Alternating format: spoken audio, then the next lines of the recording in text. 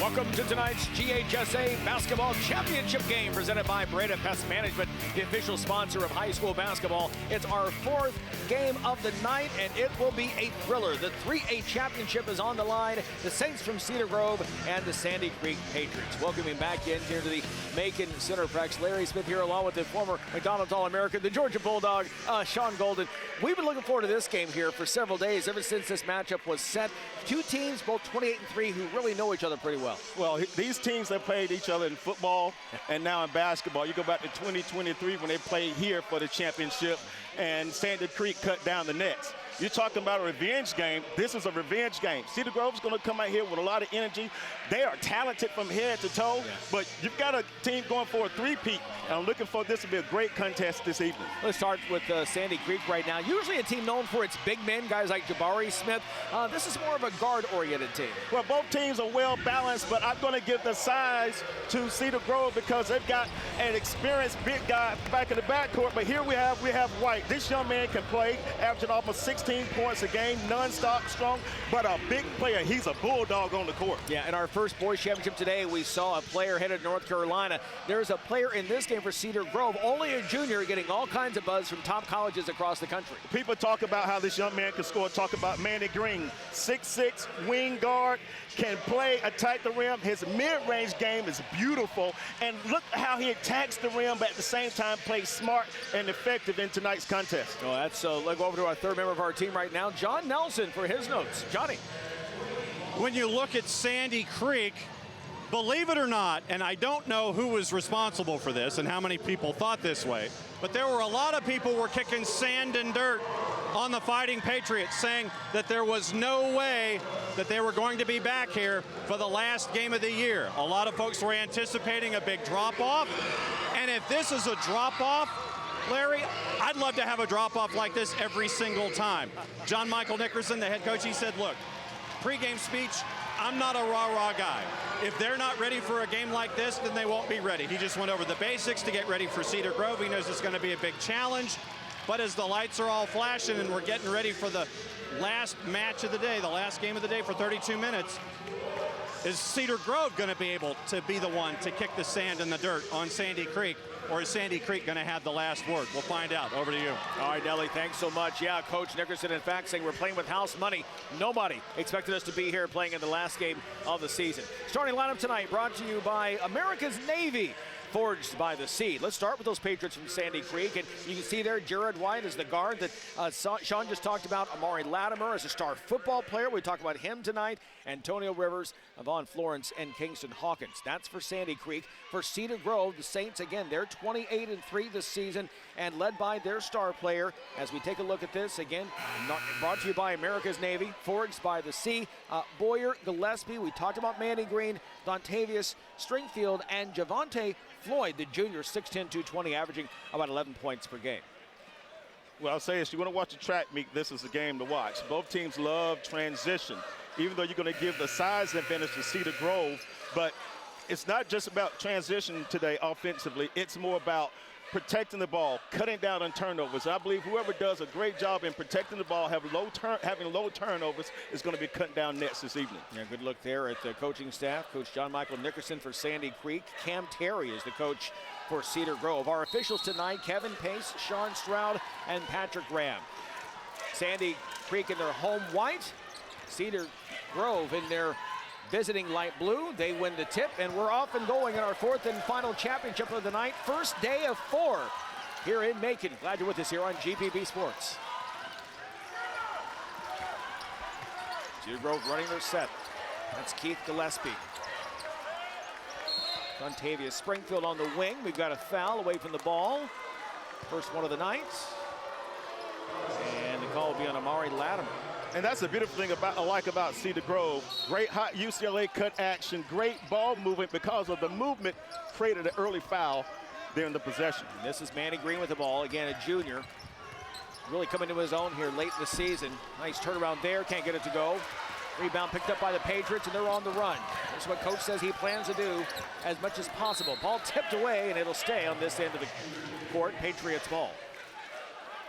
And you can feel the early jitters between both teams. You know, the pressure on both of them wanting to win a championship. So it's just settling down and starting to play basketball and getting to a good rhythm. Jared White with the ball. The team playing without Jacoby Robinson, first team all-region player, not in this game due to a coach's decision. Ball thrown away, tipped away there. Can it be saved? It can't. It'll still in the direction of Cedar Grove. Opening minute of play here, Class 3A championship. Both these teams 28-3 coming in. Yusef Boyer with the ball across the timeline. Keith Gillespie, checked by Kingston Hawkins, number 15 in white. So I love the action. Get the ball inside. Let's see what the big fella can do. Up and in, the first basket of the night. And see, that was the second action that got him in a position for the dribble drop step. The movement of the ball, side, top side, get it down low to the big fella so Floyd can finish with an easy two. And Devontae Floyd there with the basket. Nice bump inside here, can get it to go. Floyd the rebound. And here come the Saints wanting to run. Saints, not a very deep bench. You'll see pretty much the same 5 players most of the night. Kick out for 3. In and out. Gillespie can't get that to go. Latimer to Hawkins. Looking backdoor cut here. Nice move. Can't get that to finish. Jared White running up against Dontavius Springfield. Here come the Saints the other way. Boyer for 3. In and out. And you can see both teams wanted to push the ball. Transition, make or miss basket. Let's try to get to the rim, but the officials are letting them play. It's championship basketball. Yeah, Coach Nickerson and Sandy Creek didn't like that, thought there was a foul. Great hands here by Antonio Rivers. Up and in. Florence with the basket. And Sandy Creek gets on the board. Still in the backcourt, Jared White. The region player of the year. Sean gives him a 4-2 lead. And you go back to what Coach Nickerson said, we want full court pressure the entire game.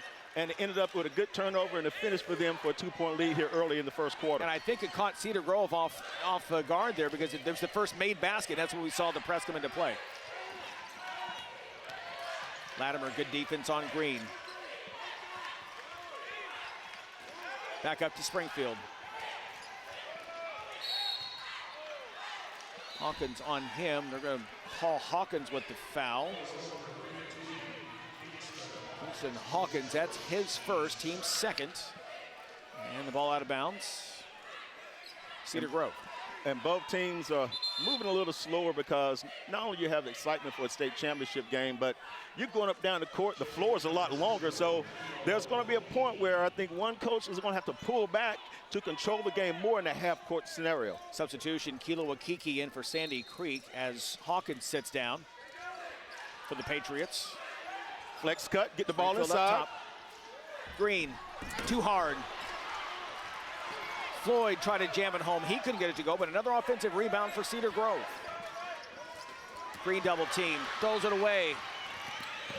The other way, that's White, short on the bunny. Lot of contact, out of bounds. Off Rivers of Sandy Creek, it'll be Cedar Grove ball.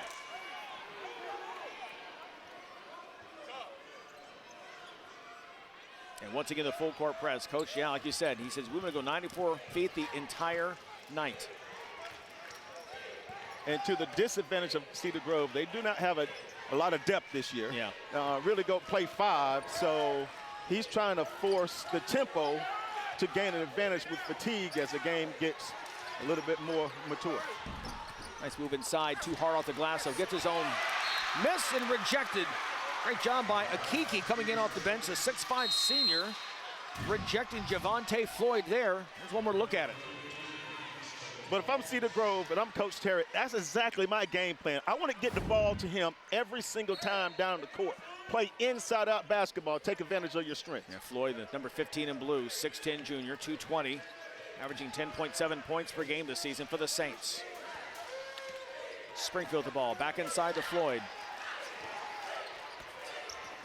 Gets the turn, can't get that to go. Another offensive rebound. This time it's in, Javonte Floyd. And see, it may not be the first possession, Larry. Sometimes it's a second or third opportunity when it comes to offensive rebounds. Follow your own shot. And he has a great advantage with size and athletic ability inside the paint. Talking about Javonte. Nice dish inside. Couldn't handle the pass, though. Okeke off his hands. Quickly now is Boyer. Three-pointer by Green, and it's in. Manny Green, his first three, 19 points per game of the season, and he gets on the board. And that was a smooth stroke by Green there in transition outside of the corner for a three-point.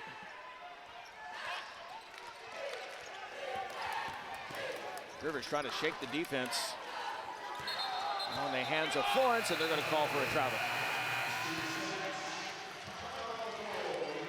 Timeout on the floor, and we'll take a timeout as well. The big man inside, Javonte Floyd, getting it done for Cedar Grove. Saints on top early.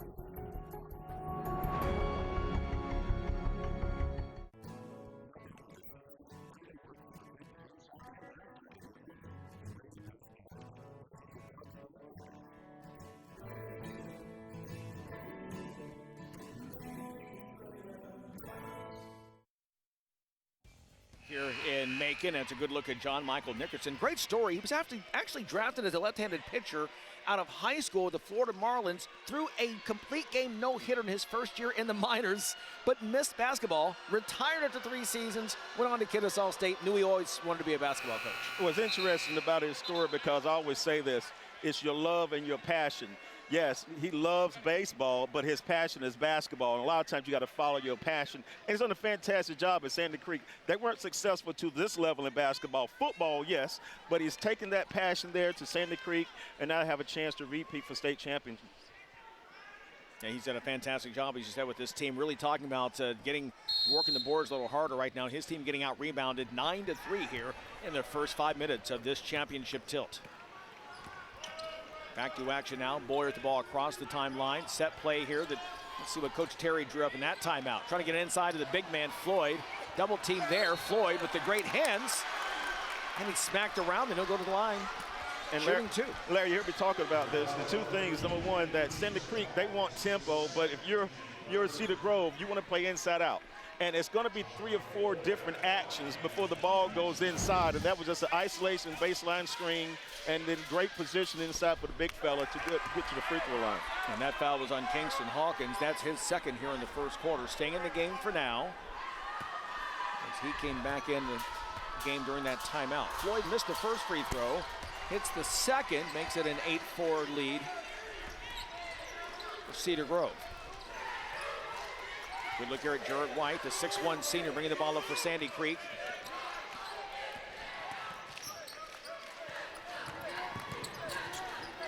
Hawkins. Now to Florence, high off the glass, no. Latimer is there, Amari Latimer, the 5'11 junior. Makes it an 8-6 ball game.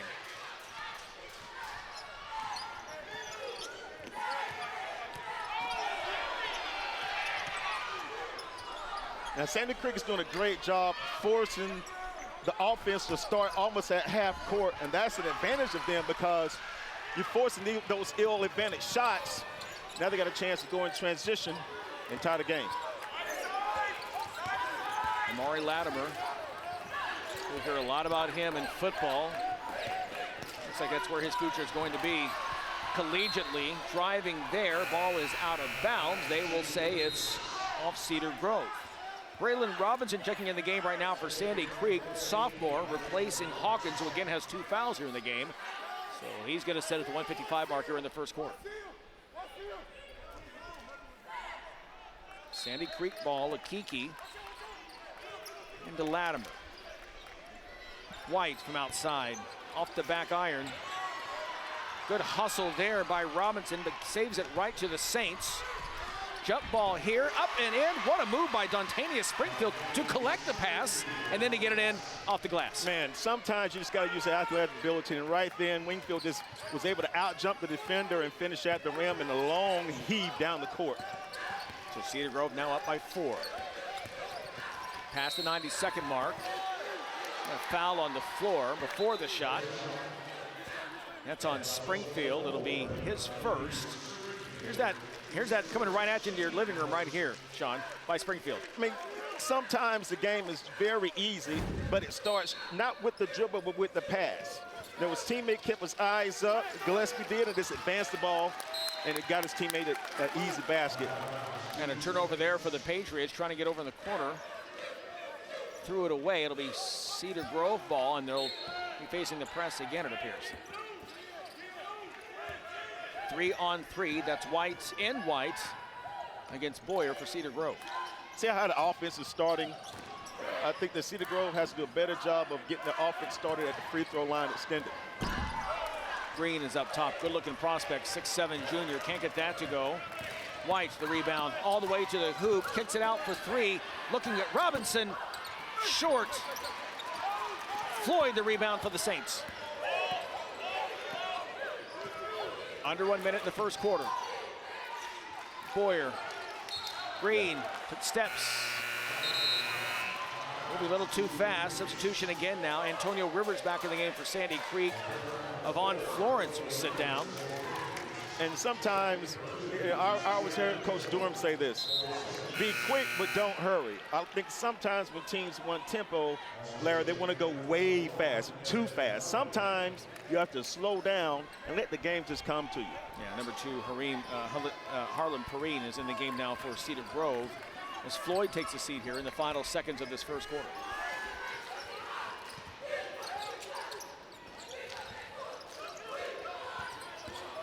White looks at a shot. Evan Harvey in the game for Sandy Creek, number 21. Nice move here, up and in. Akiki, the 6'5" senior, it's on the board. It's a 10-8 game. Well, that was great action, a great patience there for Sandy Creek. The ball was able to move 2 or 3 times on the top, and once the action happened, they got the defense off balance, and Akiki was able to finish with an easy 2-point basket. 5 seconds to go. Gillespie with the ball. Gillespie off the back iron, and no. Great defensive sequence there by Sandy Creek to finish out the quarter. Kilo Akiki off the bench here with the shot. Sandy Creek down by just 2. 1 quarter in this championship tilt in Macon.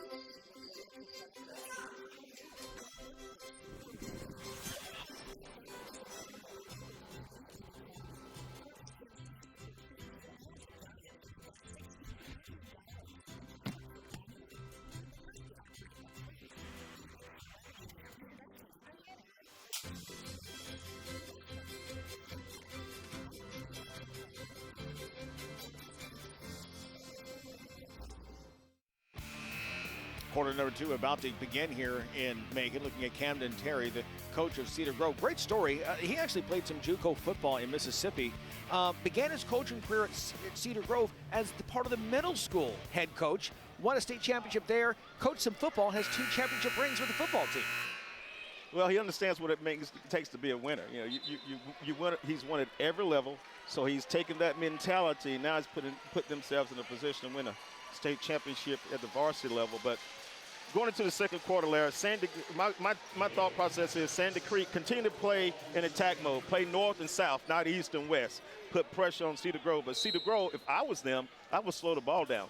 Play inside out. Play to your strength, not to your weakness. Yeah, try to save that. No question about that. Talked about Coach Terry. Said he coached receivers. He coached a pass game coordinator. He was a play caller under John Adams. And again, assistant on 2 of those championships. And to your point, Coach Nickerson telling his team to stay aggressive on the boards there. Right now they're trailing. It was 9-3 they were trailing earlier. Now 11 rebounds for Cedar Grove and 6 in the first quarter. This quarter number 2 is underway here in Macon. Class 3A championship. Jared White. Nice shot there by Yvonne Florence back in the game. But that's not a bad give-me shot. If I'm Cedar Grove, I can live with that shot. I'd rather keep it on the perimeter versus allowing the drive. So the Patriots now take the lead. 5 straight points for them. Springfield up top. Checked by Latimer. Boyer on the wing. Back to Springfield. 6 on the shot clock. Manny Green, the junior. Long 3 off the iron. No good. White the rebound. Wants to push.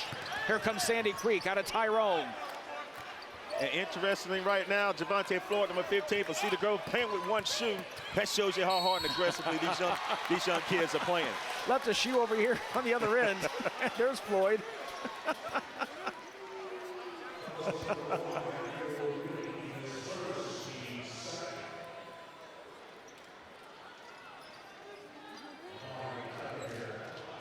believe that foul was on Keith Gillespie.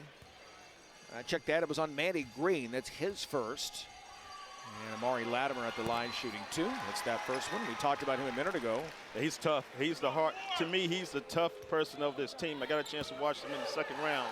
And without his toughness and his tenacity, they would not have excelled. But he's done a good job of being the strong person on the team with that football mindset.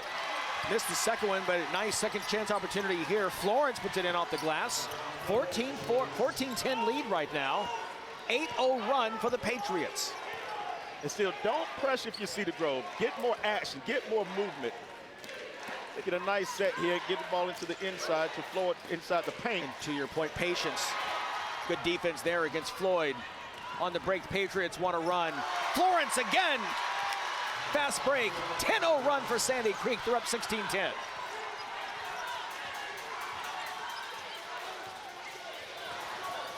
But to your point, Cedar Grove, tempo important. Slower tempo. Run your set. Green driving.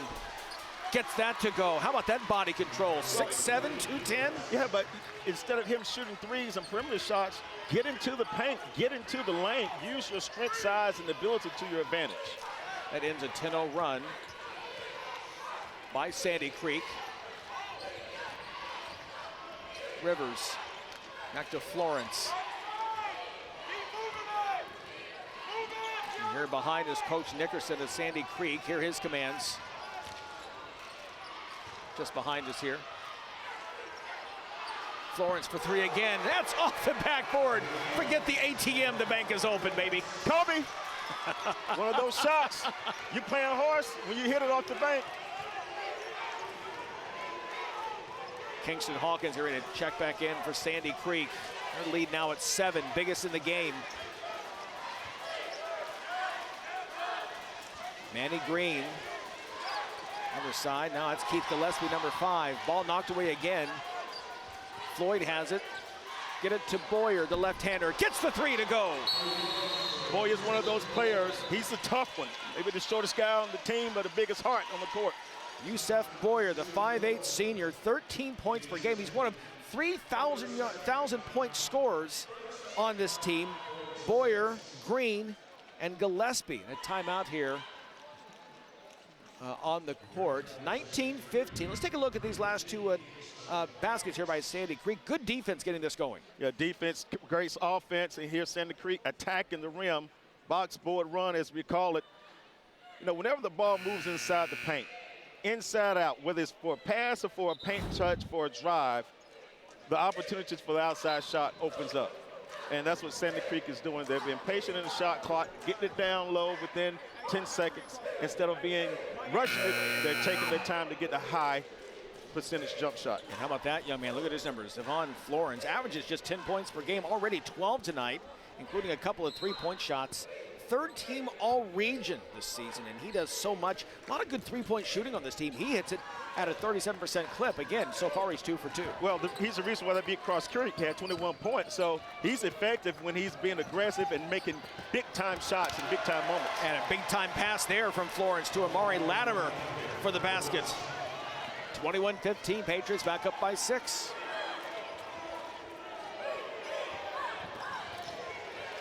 Boyer with the drive, no. Florence the rebound.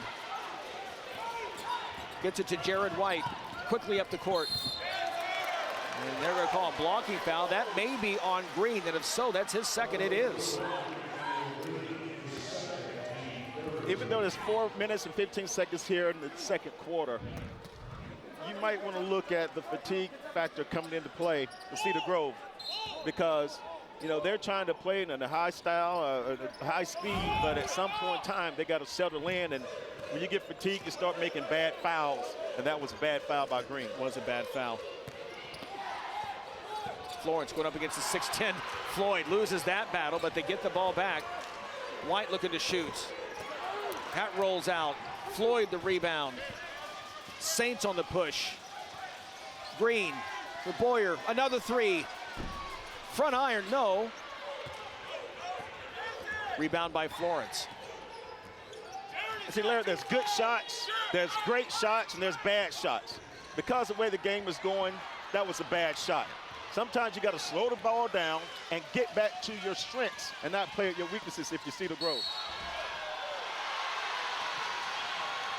Santa Creek wants to travel on that. They're going to count the basket. And a foul. That basket one more time. Here it is. Great job by Keith Gillespie. Gets that up and in. He's shooting a free throw. We come back here in Macon.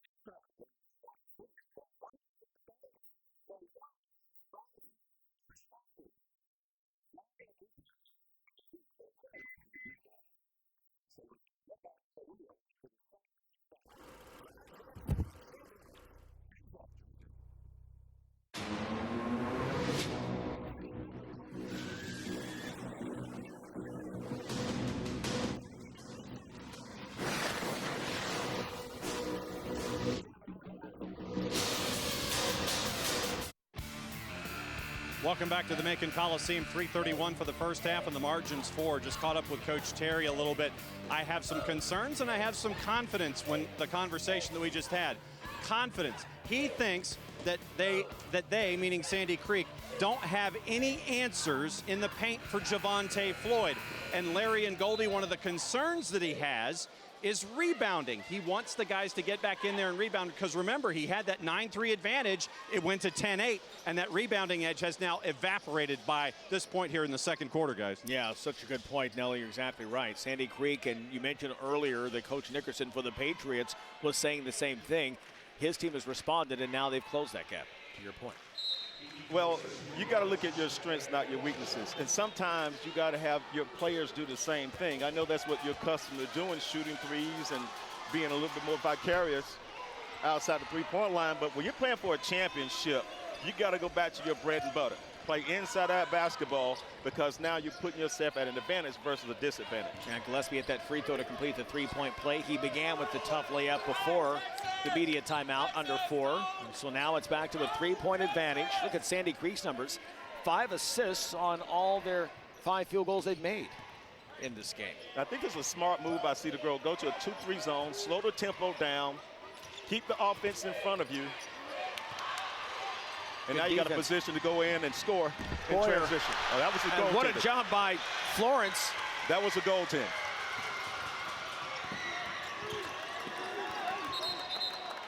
Kicked ball, and here's the block one more time.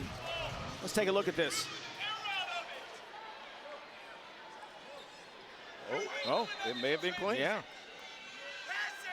Good camera angle here. Our GPB crew doing such great work with the camera. Great job, fellas. So an issue now, there's a red stain on the shorts of Jared White. I think he's bleeding at the elbow or something. So that's the reason for the brief timeout. Chance for Coach Nickerson to talk to Antonio Rivers, this 5'10" junior right here, as they take care of that. I love the way that Coach Nickerson coaches. He's kind of in your face and is handling business. We don't need to be, soft and sensitive with it. Hey, man, you're doing this and doing that. Let's get back at it and let's win this game. But you got to follow the game plan.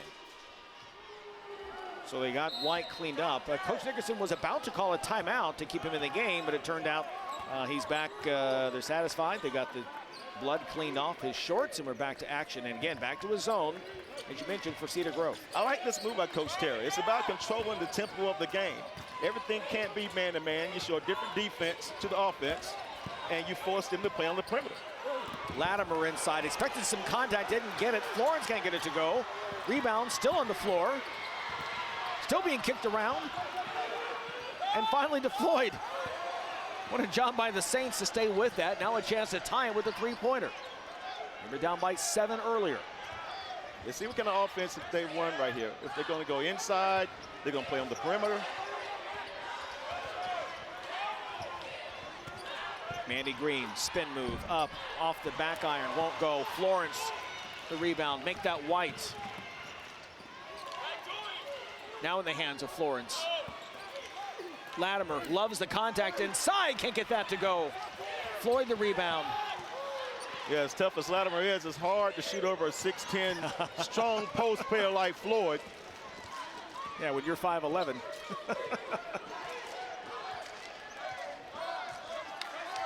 Keith Gillespie, 6'2" senior, brings it out. And a foul right there on the reach-in on Braylon Robinson.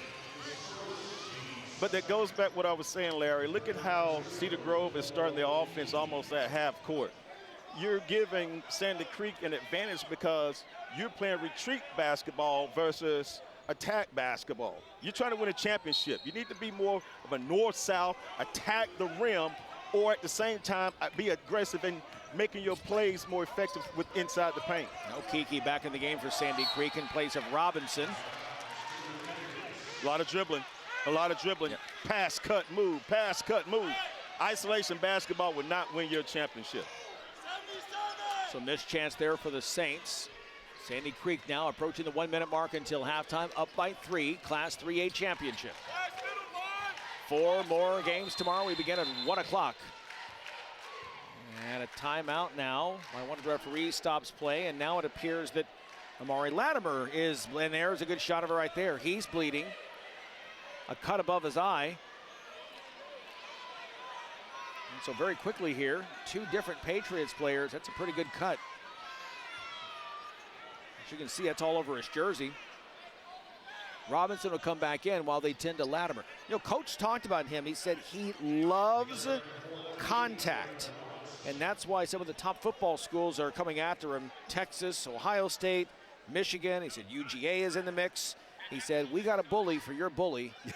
and he does sure love contact. I mean, you didn't see him fletch in a negative way. You didn't see him pout, take the pounding and keep on ticking. Hey, he's AD's son, too. He's a coach's son.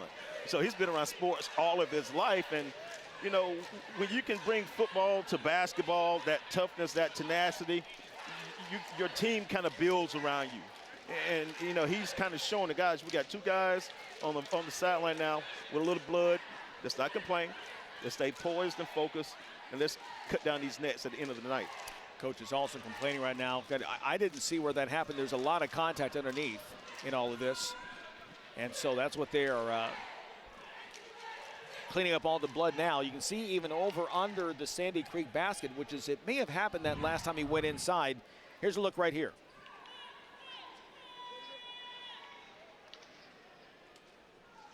I don't see the contact with the player. It may have fallen on the ground. Yeah, there it is. Yeah, it may have fallen on the ground. Yes. I hope he's going to be okay. Definitely was. Hopefully, it wasn't a concussion scenario. I think they may have to get him a new jersey. Stoppage in play still. There's a trainer. John Nelson's walking to that end to see what he can see, and he'll report back and let us know what he finds. Meanwhile, stoppage in play. The officials trying to get everyone back on the court at the 1:07 mark here in the second quarter. If you're just joining us, Holy Innocents won the first two games of the day, the private girls and private boys championship. One more angle at it. Yeah. Yeah. Well, he hit the floor hard. My goodness. And got up and kept playing. Game number 3, the girls 3A championship. Cherokee Bluff, the champions in that one. Sandy Creek, now you see here, missed their last 6 field goal attempts. Well, the 2-3 zone is slowing the tempo of the game offensively for Cedar Grove. This is playing into Cedar Grove's favor because they're forcing Sandy Creek to play on the perimeter, which is a good thing. Shot clock winding down. Ball is knocked out of bounds off the White miss. It'll go to the Saints. But if I'm Coach Terry going into halftime, he needs 5 players to rebound. You're expecting one player Floyd to clean the glass. 5 players need to rebound for Sandy Creek to secure the ball. And Floyd has been quiet since that opening few plays he got, and then he's called for a foul there. Ball knocked away. Great job by White and Florence to knock that ball away. Well, that's hard, Larry, because there's no action. Just go down and post up. There's no action. You got to create action, movement. UCLA cut, move around, and then he's a second or third option when he's in an easier scoring position. The foul was on Floyd, his first. Shot clock is off. Patriots holding for the final shot of the half.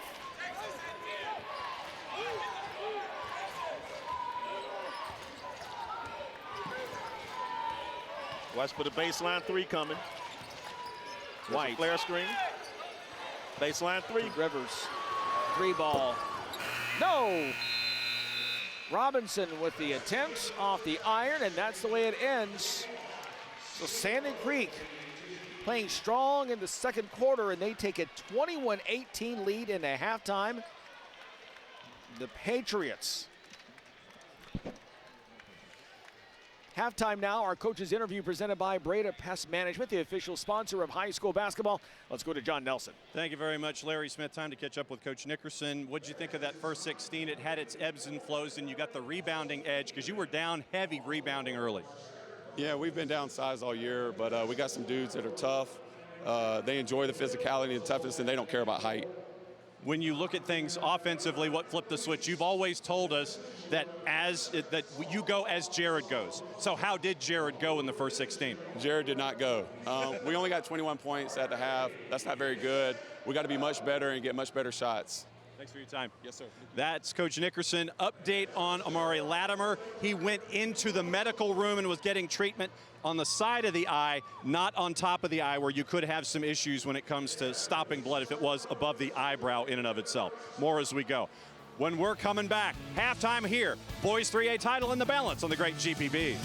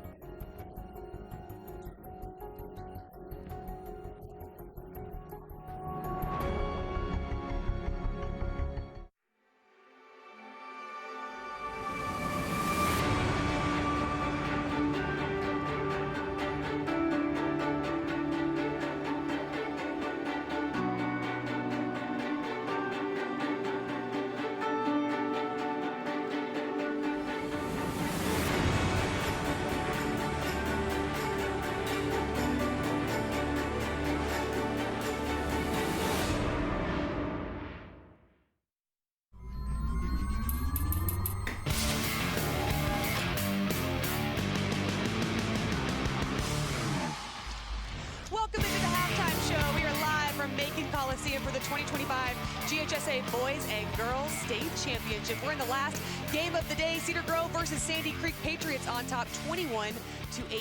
But don't worry, today's only day one of 4 days of basketball action, and I have the principals of both of these teams here to talk about what an awesome first half this has been. Back and forth defensive battle, and you guys know a lot about each other. This is Cedar Grove principal Dr. Malik Douglas. We have Sandy Creek principal Tasha Oliver. Both of these teams just played each other for the championship in 2023. There's a little bit of bad blood. Dr. Douglas, we'll start with you. What have you thought about this first half? Great first half. Getting a lot of pressure in from Sandy Creek. Obviously, gives a lot of pressure at half court. I think we need to be able to push the ball down the court a little bit faster. Get more inside game going. I think we'll be good to go and go to get this win over here for Cedar Grove. Tasha, so Sandy Creek won that game a few years ago. You're going for your third title in a row. How special is this program? This program is extremely special. You know, we have 8 straight region championship titles. We've got 104 consecutive region wins. We are so excited about our program and about the systems and processes really that are in place. We have a very different team this year. We don't have a lot of bigs, so, you know, we're short, we're small, we're scrappy, but, you know, we're here to play hard. It's been a very physical first half. Yes, it has. So, you know, we're here to win, but I'm so proud of our team, so proud of Coach Nickerson and everything that he's done for our program, and we're hoping to pull out a third state title tonight. I'll ask you the same thing next. There's so much more than just basketball happening at your school. Brag on the other academics and athletics as well. Oh my gosh, we are doing so many great things, and you know, I have to brag on my players for a little while. You know, we've got Jared White. He's an AP student. He's a 1,000-point club. We have Kilo Kiki. He made a perfect score on the math portion of the SAT. Wow. You know, and of course we've got 2 sport athletes, you know, in Amari Latimer and Evan Harvey. And I'm just so incredibly proud of our student athletes. We just won straight superior ratings in LGPE, and that hit last night for chorus. So we're doing some amazing things. We have a student in CTE who won state in pin design first place, so she's going on to compete in nationals. So we're really proud of all of our athletic, academic, and arts programs. You know, it's great to be in Fayette County Schools, and Sandy Creek is an amazing place to be. All right, Dr. Douglas, your turn. Brag on everything that's happening there. So at Cedar Grove, we have amazing programs over there. We have some amazing athletes. As you've seen, we have a very young team. Yes. Majority of our team is made up of juniors. But the 2 seniors that we have, they're on their way off to college. I believe one is looking at going to VMI. Yusuf is going to VMI. We just got named as an AP STEM school, so which is, you know, doing some amazing things over there as well academically. Our students, again, the young men that we have out there, they play very hard. They play together. Our arts program is really thriving over there as well. This leads to being a first-year principal. I'm super proud of all the accomplishments they've had over there. I've been a principal for a while, but coming here, I definitely made it home for myself, and also get embedded with the children and the faculty and the community as well. We're an older school, so a lot of community support that centers around our school as well, along with a lot of the academic supports that we go in and make sure we continue to build our school out to be the great school that it has been for the last 52 years. Last boys title was in 97. Really quick, what adjustments need to be made in the second? So we need to come out fast and hard. We need to come out fast and hard. Like she said, we don't have big, so we need to take advantage down in the court. So down in the middle, down underneath the board, and make sure we crash the boards. I think we're going to pull it out. I know we're going to pull it out. I know we're going to pull it out. Me and the principal, me and the City Grove, I'm City Grove, but Sandy Creek principal had a nice conversation today between, I think the principals were kind of competitive as well. Of course, of course. Well, thank you both so much for being here. I can't wait to see you in the second half. Thank you so much. Thank you so much. Okay, we have to take one more quick break, but coming up, we're going to tell you what you've missed and what's to come here on GPB.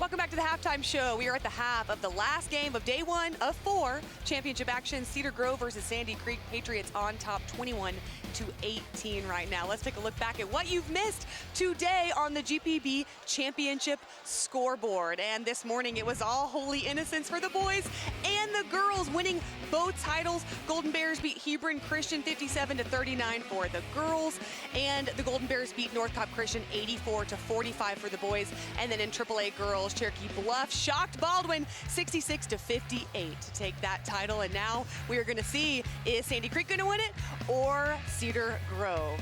That will be right after the break. Thanks so much for watching the halftime show. We will see you right after this.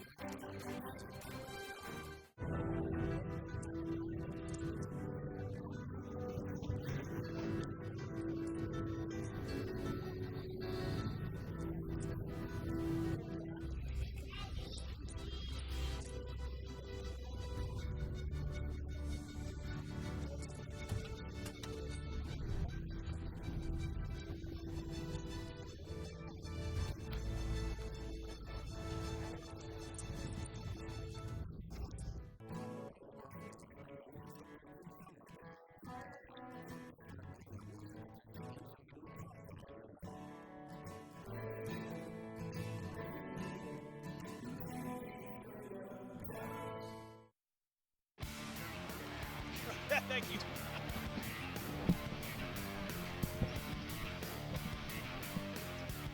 Welcome back here to the show. Second half is about to start. 21-18 here at halftime. Sandy Creek on top. Our coaches interview presented by Breda Pest Management, the official sponsor of high school basketball. And we're going to talk with John Nelson, going to talk with Coach Terry here in just a moment as we get started here. By the way, we do give you an update on one of the players that went out with the injury. We saw Amari Latimer, the junior player for Sandy Creek, leave with that nasty cut over his eye just a moment ago. That has been glued shut, and Latimer now wearing number 24. Now our coaches interview presented by Breda Pest Management, official sponsor of high school basketball. Let's go to John Nelson. Thank you very much, Larry Smith. Let's catch up with Coach Terry. Back and forth. It was chaotic at times out there. You had the rebounding edge. You were confident that you had a height advantage inside with that starting 5. What'd you think of the first 16 minutes? First 16 minutes, they gave us their best punch. Coach did a good job of showing us a few looks we wasn't expecting to see, just being honest. But we did a good job of settling down in the second quarter. I feel like offensively, we wasn't being aggressive as far as making that extra pass, making the right read, things like that. But we settled down. We'll be much better in the second half. Looking forward to it. Thanks for your time. Thank you. That is the coach's interview. That's the Cedar Grove half of things. And Larry, it will be interesting to see how Latimer will be affected after they glue that thing shut on the right-hand side of his face, how it affects his game. Is he self-conscious about it, or does he just let it go? Yeah, Nelly, he's got that big bandage, as you mentioned, right there in the side of his eye. 21-18, Larry Smith, Sean Golden here. Sean, your thoughts as we enter the second half? Well, this is a game of two halves. It depends how Cedar Grove finished. They finished in a 2-3 zone to control the tempo of the game. That was a smart move from Cedar Grove. But now Sandy Creek, still play your game, still play your style, transition, but now protect the ball. I mean, turnovers are very important going into the second half. Control the tempo of the game against Sandy Creek, both teams, but play inside out if you Cedar Grove. Play inside out to your strength, and I believe Cedar Grove is going to come out on top here in the second half. Yeah, the issue right now, we've got a bit of a delay because there's a shot clock issue. The clock on over one basket over here near the Sandy Creek bench actually is out, inoperable. It's not even on. No power to it whatsoever. So that's the delay right now. But as you mentioned, you get a good look at it right there. That's what we're talking about. You mentioned turnovers. Cedar Grove had 7 of them. Sandy Creek 5. Look, these are two teams who know each other, two coaches who know each other. They know each other's personnel. They know what they like to do. Right. And so you can kind of see some little frustration that the game plan they had for the first 60 minutes maybe didn't quite go the way they would have liked for it to. Well, the beautiful thing about the game of basketball in any sport, in the halftime you can make adjustments. How do you make adjustments? Well, Sandy Creek, what I talked about is we want transition, but we want to be smart. We don't want helter-skelter basketball because we don't want to have ill-advised turnovers. Cedar Grove, on the other hand, slow the game with your defense with the 2-3 zone. Offensively, be more aggressive and assertive, not just with the quick play, but the, like a knife, being strategic about the way that you play the game to get the ball inside to the big fella so he can finish down low. Yeah, still working on, you can see here on the bench, just off screen right there, Amari Latimer still being worked on. A little bit of blood, I guess, there in his chin. Coach taking a towel and rubbing it off. That's that football player in him. That's that football mentality. That's right. Hey, I'm playing fullback. Hey, you can't, if you're playing fullback at the big time, you cannot worry about a little blood. That's right. Okay, so they've got the clock back on now, and we're about ready to start play here again, the Class 3A championship. Sandy Creek and Cedar Grove both coming in 28-3 in this one. And boy, what a first half we had, these first 16 minutes, back and forth. 10-0 run by Sandy Creek. They took the lead, haven't relinquished it since then, but Cedar Grove slowly chipping away at what was once a 7-point lead at one point, and now, starting the third quarter here, it's at 3, 21-18. Good defense there, ball knocked out of bounds by White. Coach was talking about to John Nelson just right there at halftime that Jared White has not taken off, just 1 of 7 shooting for the Region Player of the Year for Sandy Creek. And a foul there on Lawrence very quickly on the inbound. And I love that action, the previous play by Sandy Creek. The isolation play down low. It's got to be a better passing angle, but they have the right concept. Inside-out basketball. Florence's first foul. Green outside, can't get that to go. Look at Floyd working inside. The 6'10 center gets that to push the way in. And the deficit has been cut down to 1. Florence on the drive. Inside to Latimer. That goes. He's a tough kid, Latimer. Nice dish there by Hawkins. Bit of a full court press, not much.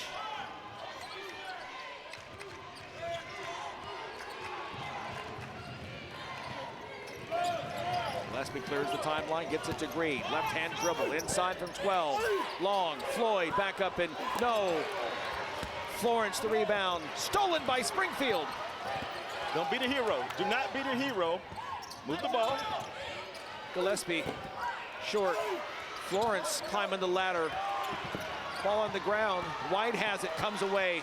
He's got numbers behind the back. White, up and in. And he's hurt. Landed, looks like on his tailbone. Chance for a three-point play. Count the basket. Boyer called with the foul. I mean, look at this play. Behind the back at half court to avoid the defensive steal. Nice awareness, used your body. Three-point play. Showing you why he's one of the top players in the region. 6'1" senior, almost 16 points per game, 6 rebounds a game. It's 70% from the line. Chance here to complete the three-point play. So we talked about Jared White getting going. He had 2 points in the first half. He has 3 points here in the first 90 seconds of the second half. So here we go again with Cedar Grove starting the offense from half court. Got to be a little more aggressive, attacking the rim. The point guard's got to be more assertive of getting the ball inside the paint. Well, great job by Latimer. Again, he comes in at 5'11", going up against the 6'7". Green, alley-oop to Javante Floyd. How you like me? And that was a great finish. Great drive by Green. Good finish by Floyd. But being under control. And these guys have worked on that a lot because that was something that just happened by second nature. And then we had an inbound violation, turnover. Alley-oop there on the inbound, so they're going to call Latimer for the foul. So that dunk appeared to rattle Sandy Creek here for just a moment. Now see, here's a 2-2-1 press by Cedar Grove. And it's not to speed up the tempo of the game, it's to control it. To control the tempo of the game, and they'll fall back to a 2-3. I stand corrected, no foul. Ball just out of bounds on Green on the alley-oop attempt. Sandy Creek now breaking the press. Jared White with the ball, over to Latimer.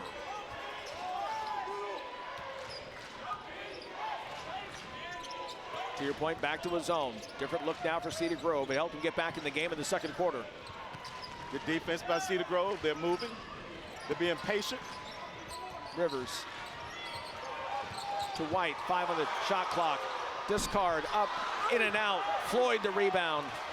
And see, sometimes the 2-3 zone forces the offense to be a little bit more off balance, and that was a great defensive change by the coaching staff to stay consistent with the 2-3 zone from a 2-2-1 three-quarter court press. Three-pointer just won't go for Gillespie.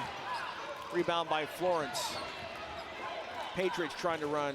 White to Latimer, back to White. Turnaround, won't go.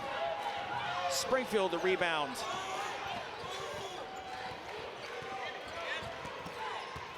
A little more intense for both teams coming out of the locker room. Manny Green, spin, and in. Inside the paint, the ball was able to shift side to upside. It wasn't a forced tempo. It was a more under control tempo, and that's the way Cedar Grove needs to play for the remainder of the game. Watching Manny Green be much more aggressive. Only 2 of 8 shooting in the first half for 5 points. Floyd there on the attempted knock away. I believe that's his second foul. And ball out of bounds.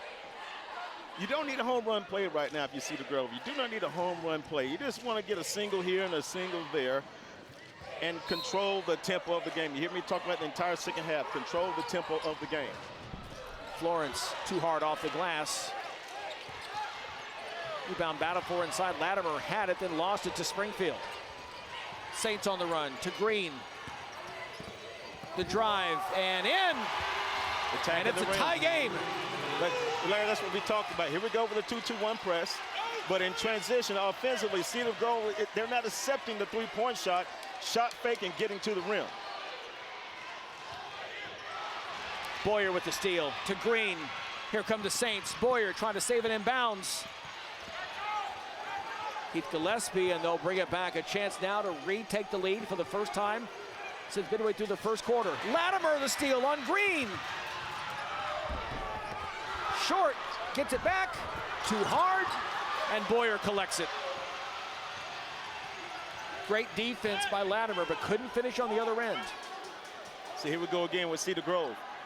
It's not a pretty game, but it's an effective game for them. Move the ball, force the defense to work a little bit more, dive to the rim, drive to the rim, let's score inside the paint. Turnaround won't go. Gillespie the rebound. Back to Boyer. Resets the shot clock. Both teams turning up the defensive intensity since intermission. Shot clock to 6. Boyer on the drive, working on White, up and no, but he's fouled by Jared White, and we'll have free throws when we come back. Manny Green, the 6'7" junior, 19 points per game, taking over this game here in the third quarter, imposing his will on the game. As a result, Cedar Grove has come back to tie it.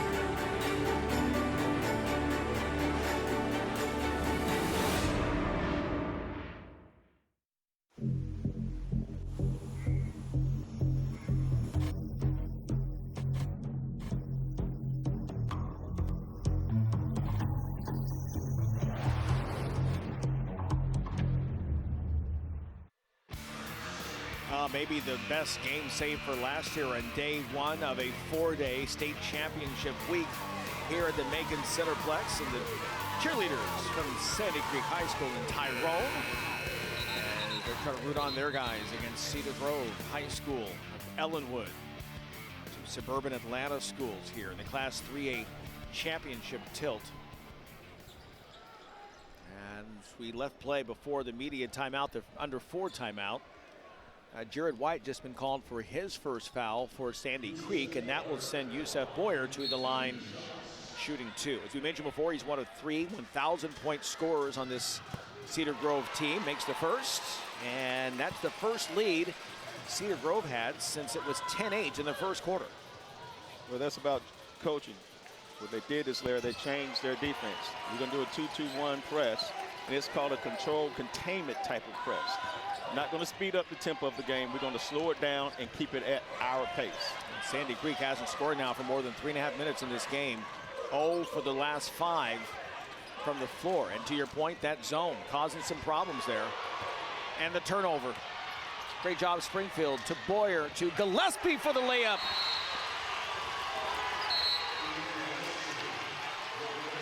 "30-second timeout called by Sandy Creek.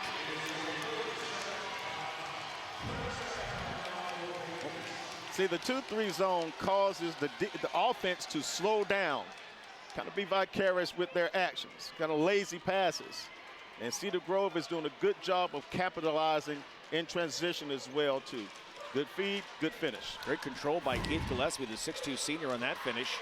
14-point per game scorer. You see his numbers, 5 points on 2 of 6 shooting tonight, 4 rebounds too.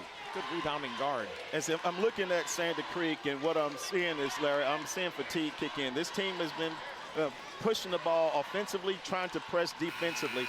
First of all, this is a longer court that they're playing on, so now there's some extra length, extra 8 feet to the court. Secondly, you're in a championship game, so your emotions are a little bit more higher than the norm. And wouldn't be a bad thing if they kind of slowed the game down themselves, defensively played 2-3 zone, just to get a little breather before you go into the fourth quarter. Yeah, Coach Dickerson trying to calm his Sandy Creek Patriots down that last time out. Told them, said, listen, make your layups. They can't afford to foul. This is not a very deep team. Cedar Grove is not. And John Michael Nickerson knows that well. Take advantage of the lack of depth, if you will. But again, this 2-3 zone working for the Saints in this one. White up and in. Battle for the rebound. And the smallest man gets it, and White, a frustration foul. And his second very quickly now here in the past couple of minutes.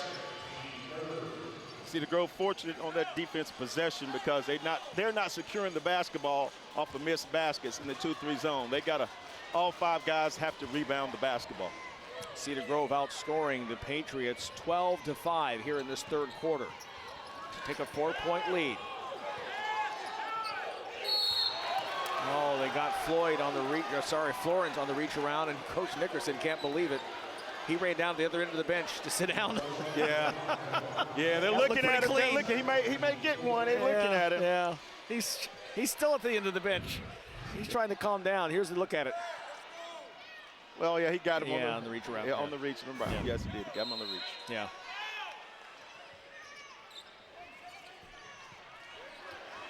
Saints have the momentum. 3-ball. Boyer. The roof would have risen off this place if that had gone in. White trying to make things happen. Back up front to Hawkins.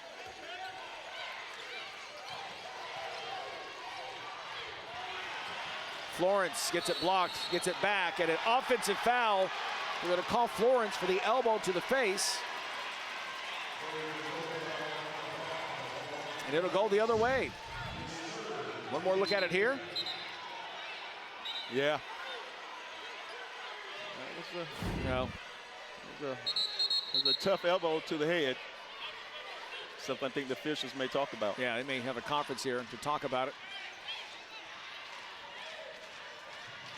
Yeah, they gathered to have a conversation, sent the players to both benches.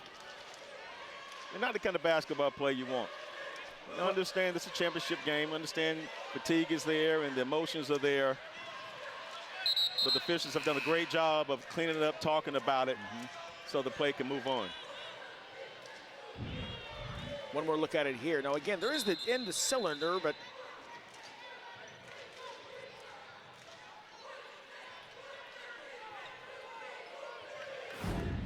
I think the fact that he looked at him first. By the way, that's his third foul. Important to know that. Leading scorer in the game.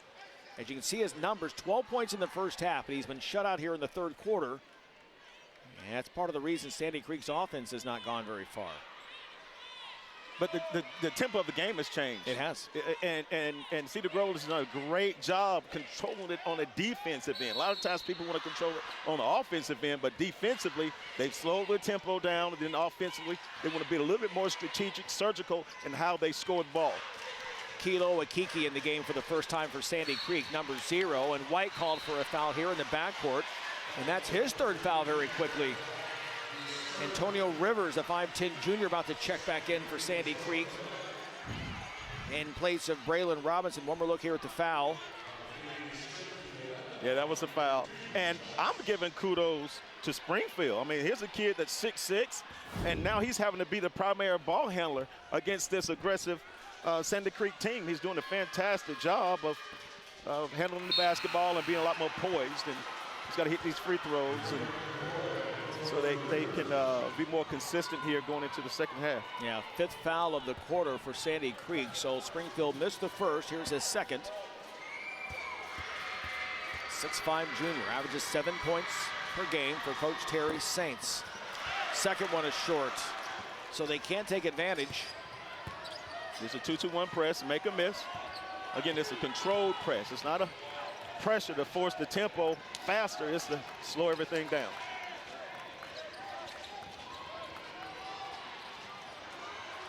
Akili inside, gets it, Akike. Good finish. Kilo Akiki with the basket. And that ends a scoring drought for Sandy Creek. 2-point game now, inside 1 minute in the third quarter. Manny Green has been quiet. Latimer is on him. Ball stripped. Great job by Akiki. Latimer has the ball, trying to push. Gets it back to White. Inside jumper from 12, in and out. And that's the tempo that Sandy Creek wants. They want to track me. Good looking shot, good looking play, did everything but go in. For Jared White, the 6'1 senior for Sandy Creek. Green working now. To Boyer. Under 10 to go. Springfield. Offensive foul. Yeah, that's fatigue basketball. Zero movement on the offensive end by Cedar Grove. Everyone now wants to go one-on-one. You got 13 seconds now, 2.7. Move the ball and get the last second shot. That's what you want if you are Cedar Grove. Well, you can see there the officials in the right spot. The arm, the clear out with the arm. They're going to call that every time. Sandy Creek, you see there, 7 points, 6 turnovers. Trying to close out with a bucket, and they can't do it. And we've come to the end of 3 quarters here in Macon. What a contest here for the Class 3A championship. Sandy Creek trying to battle back and close within 2. 8 minutes to go. And we'll get back to live action next.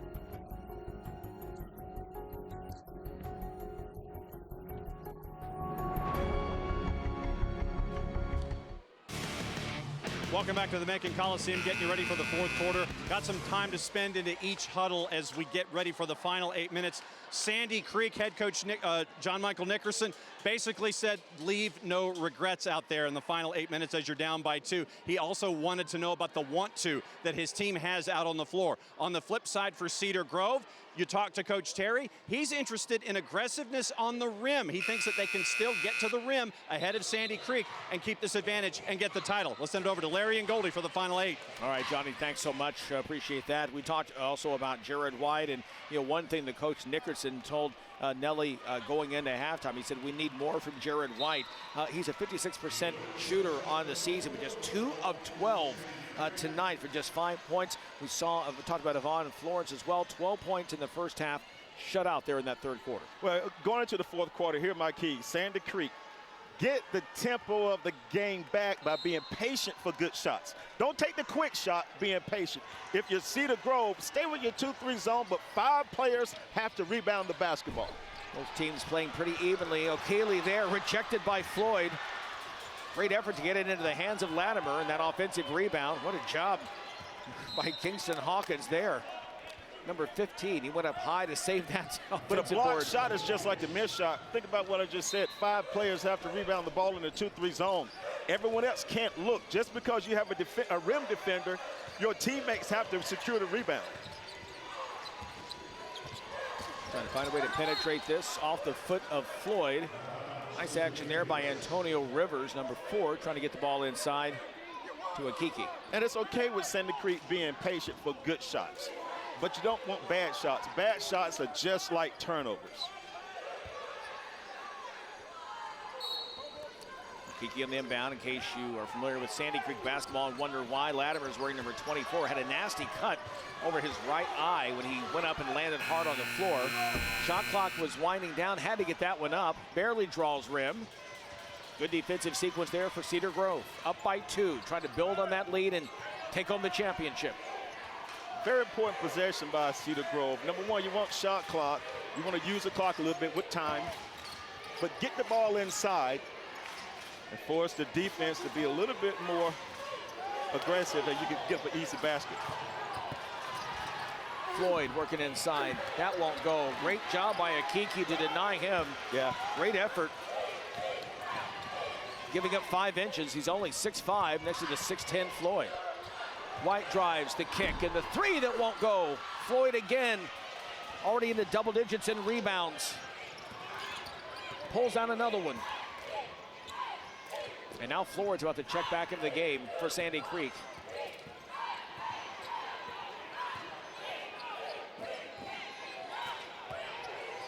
Both teams tightening up their defense. Yeah, get the ball inside. You're using clock. Floyd to Springfield. It's off. Out of bounds on Javonte Floyd. And see, the 2-3 zone is effective for Cedar Grove, and Floyd is protecting the rim, doing a good job inside the paint defensively. But offensively, he's had some bunnies down here he has to finish. Now back to a 2-2-1 zone. Cedar Grove trying to control the tempo of the game. You saw Akiki come back out again. Yvonne Florence back in, 12 points in the game, still the leading scorer for Sandy Creek, even though he's yet to score here in the second half. Now he gets at it and gets that to go. 14th point of the night. And we're tied at 30. Great patience by Sandy Creek. Patience led to an easy basket inside for a layup. Under 6 to go, tied at 30. Manny Green the ball. 6'7" junior. Coach has talked about how he's carried this team down the stretch here in the playoffs.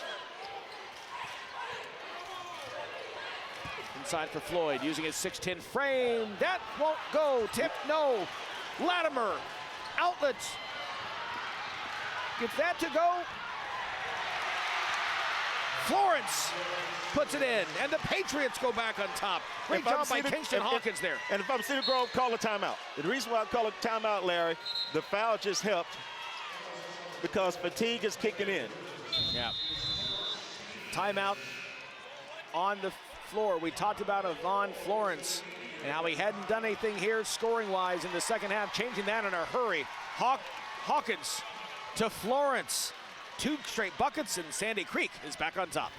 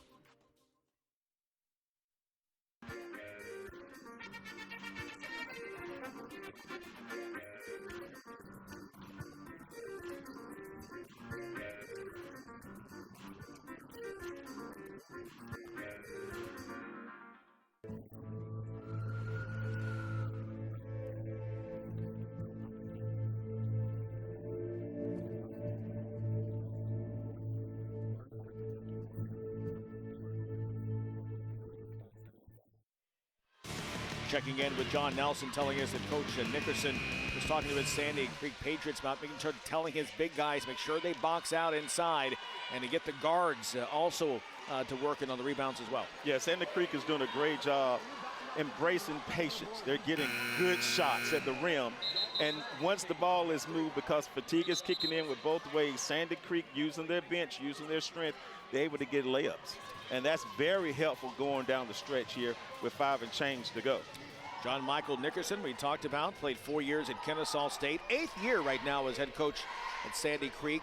Once was a grad assistant at Memphis under Josh Pastner once upon a time as he climbed the coaching ladder to get here. Said he always really wanted to be a coach, a college, a basketball coach, I should say. Great athlete in high school, in college, and now trying to get his team past these final 5 minutes and another state championship. Green working inside on Latimer. Hard to move him out of the way.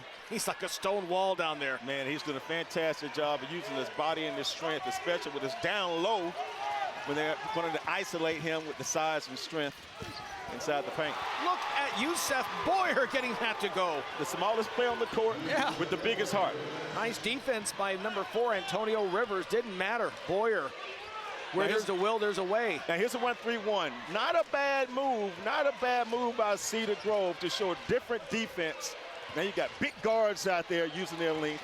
Let's see what happens on this possession. And you got the 6'7" Green there at the point of that attack in the backcourt to disrupt the vision of the guards, trying to work around. Smart move here by Cedar Grove. 3-ball, corner, that won't go. Floyd the rebound.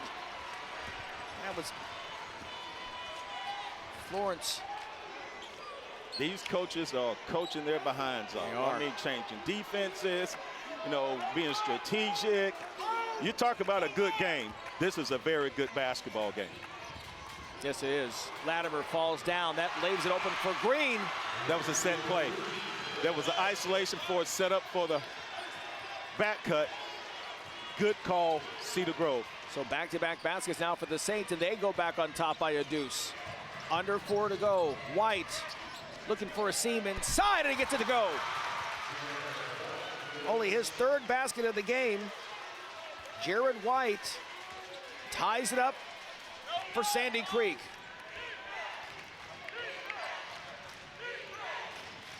We'll see what both coaches do. It's cat and mouse. It's a chess game. See Coach Camden Terry, they're standing on the sidelines. Manny Green is playing his heart out. I know he's a little tired and fatigued. Boyer, that looked good, won't go. Florence collects the rebound. Not the shot you want. No. Not the shot you want. Good timeout. Timeout. John Michael Nickerson wants to talk about it. We'll take a timeout as well here on GPB. Tied at 34, under 3 to go. Don't you go anywhere. Championship on the line.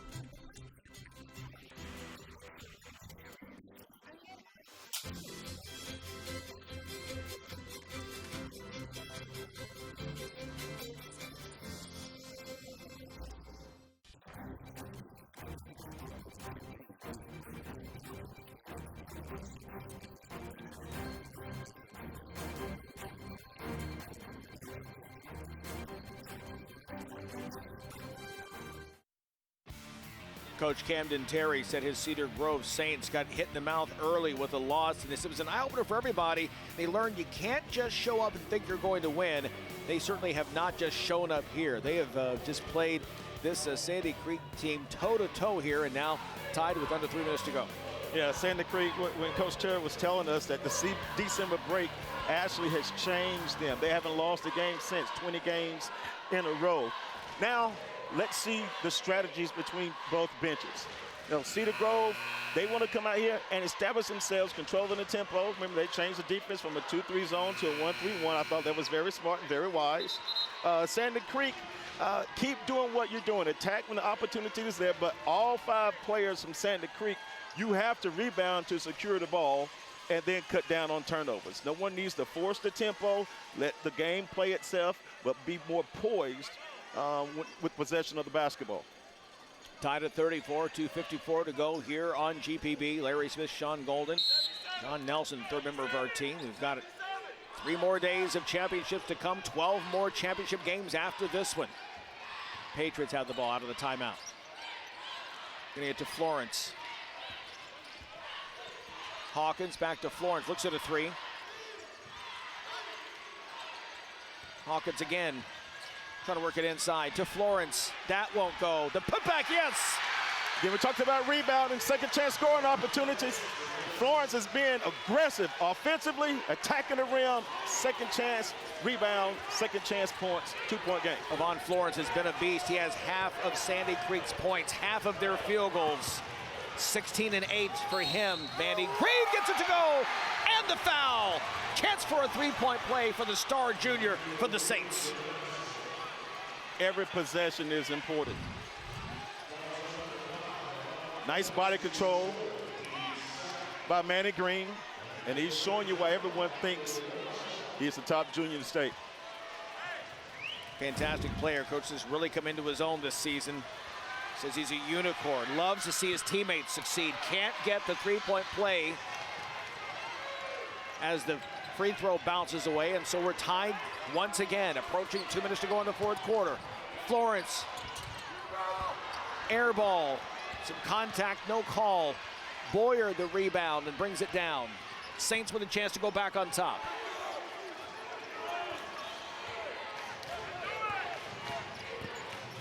Manny Green stripped by White. 2-on-2 break. White takes it himself, rejected by Springfield. Saints go the other way. Boyer to the hoop, and he's fouled by Amari Latimer. And that'll send Yusef Boyer to the line with 1:33 to go. One more look at this great defense by Springfield. Interesting basketball right there. Defense started the transition. Boyer going to the rim again, the smallest guy on the court with the biggest heart. Now, strategy-wise right now, if I'm Cedar Grove, I'm calling a timeout on the second make. Coach Terry, if he calls a timeout, give his team a chance to rest, you can set the defense. Because right now, every possession, offensively and defensively, is important. Both free throws are away.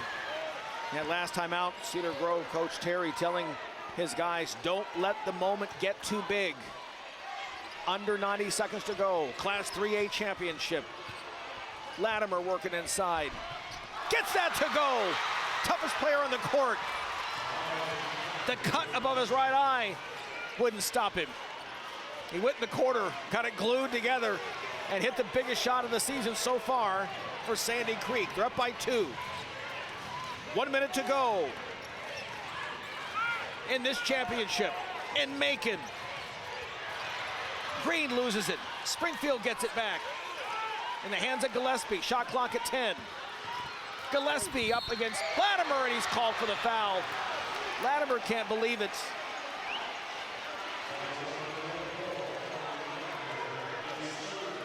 That's his 3rd foul. And it'll send Keith Gillespie to the line. Big time basketball being played this evening by both teams. No one settling for the jump shot, getting to the rim.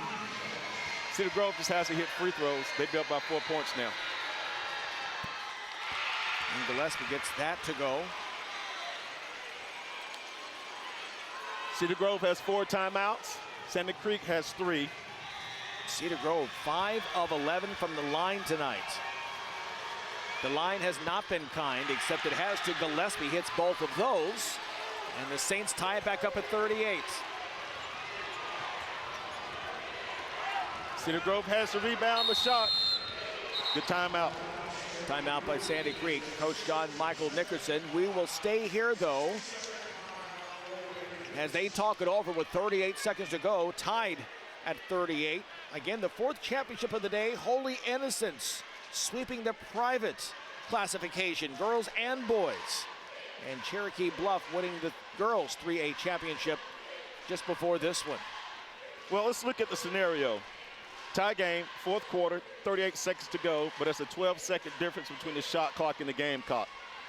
So there's no pressure for Cedar Grove to gamble, but there's no pressure for Sandy Creek as well, too, because you still have time to have a nice offensive play, good movement, reverse the ball, and get a great possession.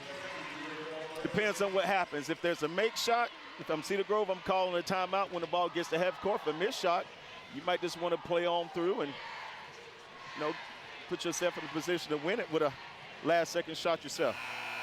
Meanwhile, for Cedar Grove, Coach Terry making the call. We talked about, again, the football mentality. And he said he really had to learn when he was, years he was going right from football to basketball. He had to step back and separate himself and learn he had to be a different coach in basketball. So spent this past all season going to more camps and learning more, becoming more of a student of the basketball game. And now he's got his team right here in the hunt for a state championship. And the thing about being around different sports, you see different scenarios and how you can apply those to where you are.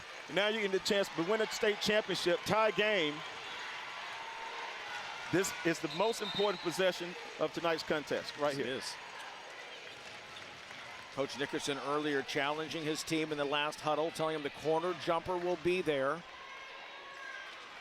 But they've taken control of this lead here in the 4th quarter by going inside and not shooting the jumpers. Both teams going to the basket. Inbound to Rivers. Guarded by Boyer. Shot clock at 20. Picked up his dribble. And Sandy Creek had to call another timeout to bail him out there. So they have 1 left. And coach asked him, why are you picking up your ball there at center court?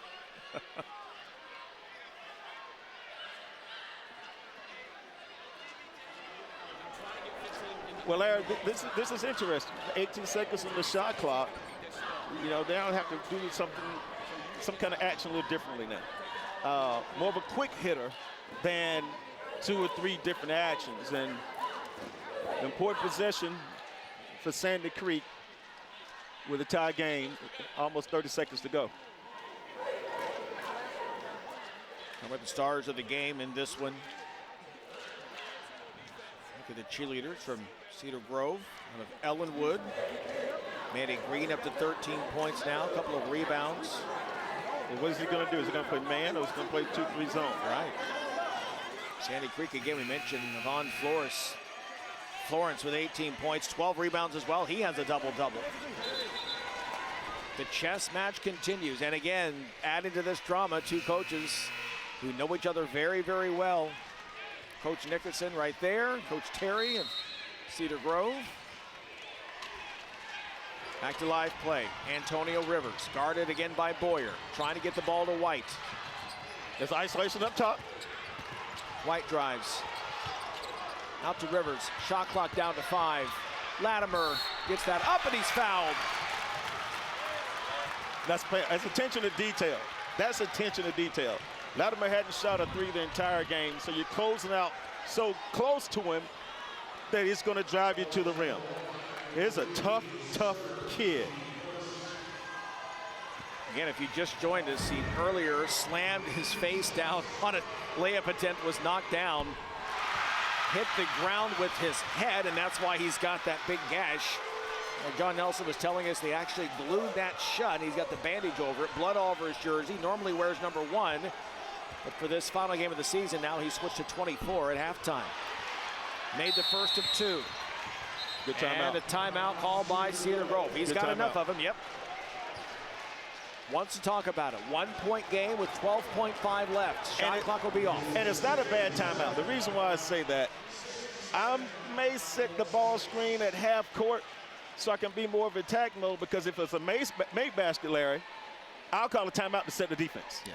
If it's a missed basket, it's a missed shot where you got a chance to tap it and still get a chance for a timeout. Either way, if not a timeout, then you get a foul and you put Santa Cruz at the free throw line. And to your point, you have plenty of timeouts, so don't feel like you have to run the entire clock down. Yes.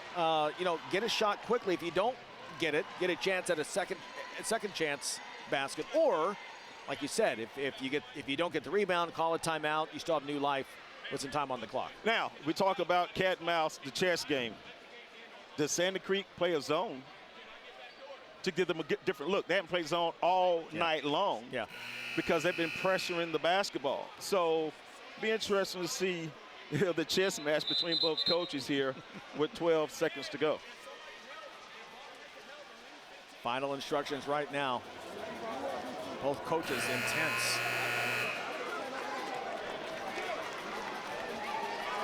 But you don't need a jump shot, you see the growth. You kind of clean out the weak side, get the drive to the rim.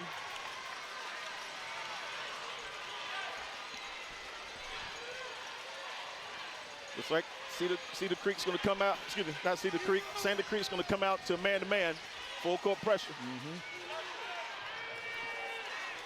Cedar Grove is going to put it into their point guard's hands, Boyer, so he can be a playmaker. Dontavia Springfield to inbound to Yusef Boyer. 10 seconds on the clock across the timeline.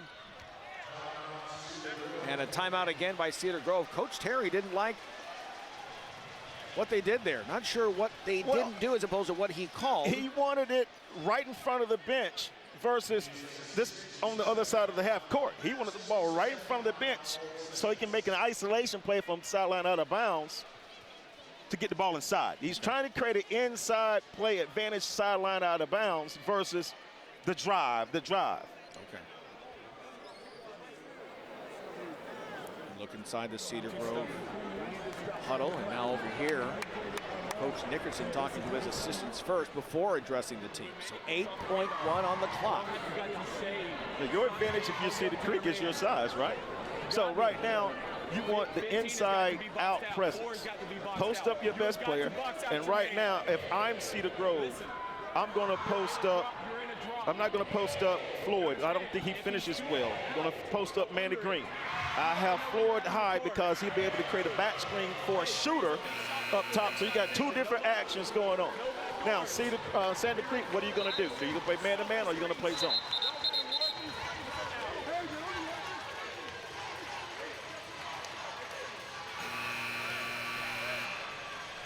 .1 left.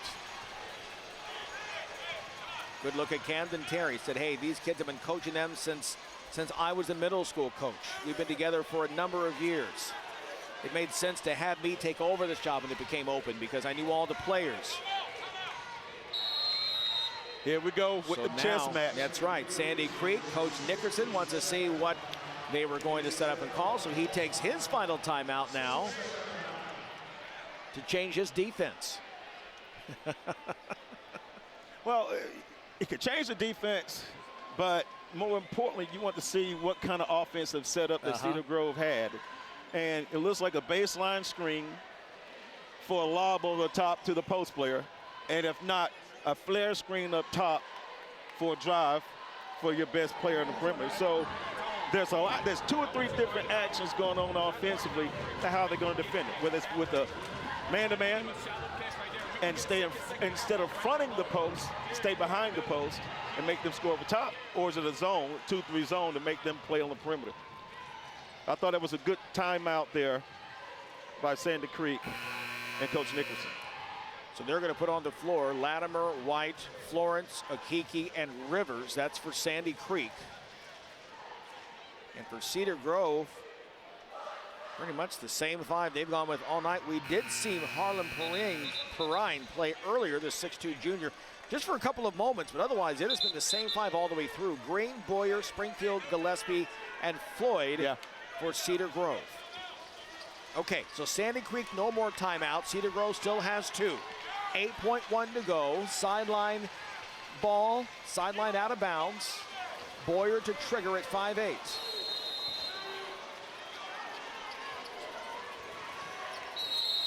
And see, what did they do? They went to a 2-3 zone. A different look. And it went to a 3-2-3 zone. That was a very strategic move there by Coach Nickerson and the staff. You know, you asked him about that when we were talking to him a couple days ago, and you said he liked to mix up defenses, but he gets more conservative in the playoffs, and you could sense he just was like, I kind of get superstitious. I want to stick with kind of what I know, what's tried and true. But there you go. He went against what he would like to do and felt like what he needed to do right there. Yeah. For Cedar Grove to call another timeout. Well, the good thing from Cedar Grove is you saved your timeouts. You didn't use them all. You saved your timeouts. Again, you talk about the cat and mouse situation, and here we go, the cat and the mouse. What's going to happen? Now, Cedar Grove with one timeout, you got to draw up two types of actions. One versus a man, one versus a zone. But the baseline screen, and if not, you may want to try to be able to lob to the rim. Use your athletic ability to try to throw it on top of the defense, throw the ball on top of the defense. So now we will try it again. 8.1 left. Class 3A boys state championship. Two teams that know each other well. They've met here. They've met in football. The game a couple of years ago on the Georgia State campus. Sandy Creek won in a controversial finish. And they may show a 2-3 zone and go to a man. That's exactly what they've done. Springfield to inbound. Gets it to Boyer into the backcourt. Smart to let it bounce. Boyer, Springfield. Inside for Floyd, back out for Boyer for three! Sandy Creek doesn't!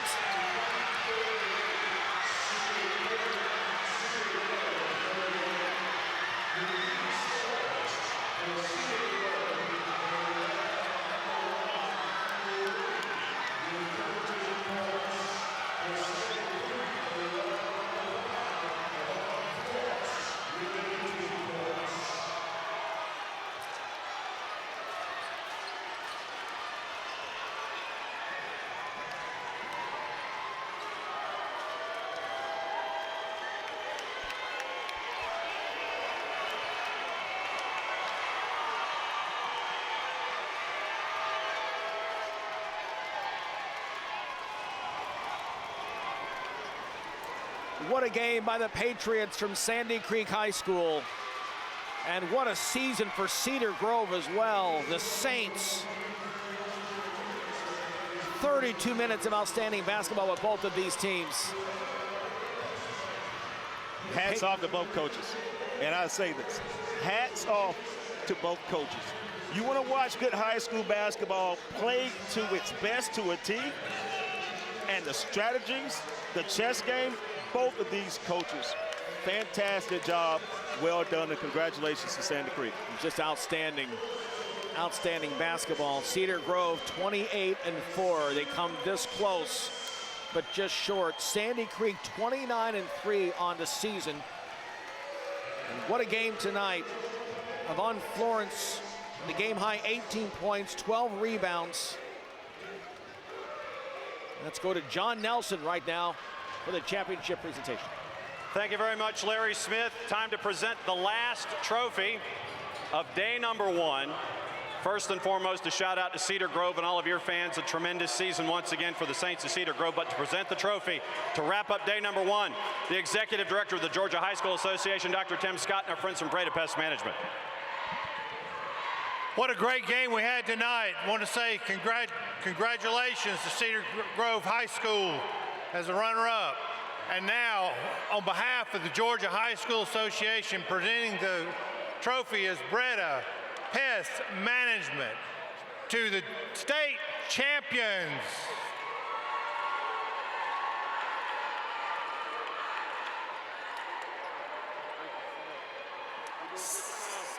Congratulations, Sandy Creek High School.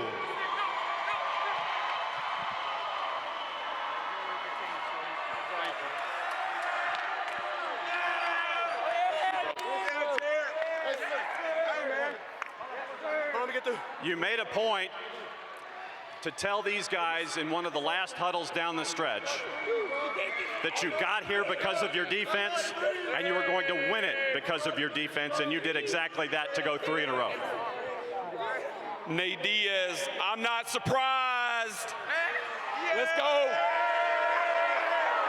Yes, we best, again, on repeat, best defense in the state.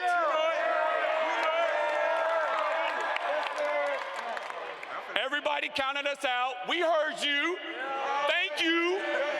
Hey, but at this time, I would like to pass it over to somebody I want you to talk to. I'm not concerned. Talk to Jared White. Talk to Jared White. He deserves it. Quickly, Jared, before we wrap things up and come back here real quick. 3 in a row, how's it feel?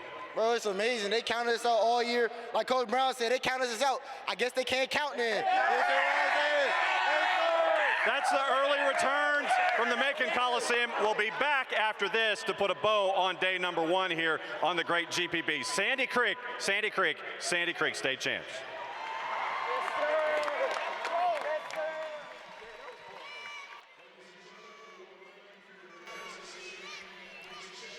Sandy Creek getting done for the 3rd time. And Sean Golden, let's go back and look at those final 8 seconds and the defensive effort that they put forward to close out this title. Well, we talked about it, Larry. 2-3 zone or a man defense. The 2-3 zone forced a perimeter play for Cedar Grove. They weren't prepared for that all game long. The Ilavaz shot there to win. Great coaching. I mean, I can't get over the coaching from both squads, and Coach Nickerson, he just had his team prepared mentally, physically, and emotionally. And he talked about in this summer, he said, everyone wrote us off. He said, just to be here, we are playing with house money. Well, they cashed in tonight. 3rd year in a row, Sandy Creek is champions in Class 3A. We're back with more after this.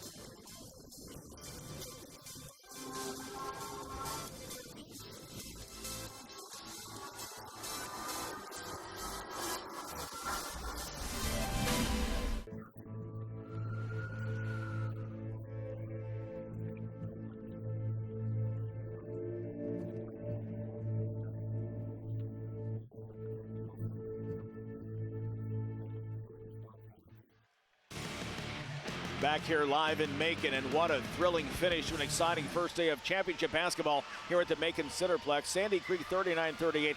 Sean Golden, you know, you talk about the way this thing went. It's just amazing to see how they finish this thing off. Let's go back over right now to John Nelson.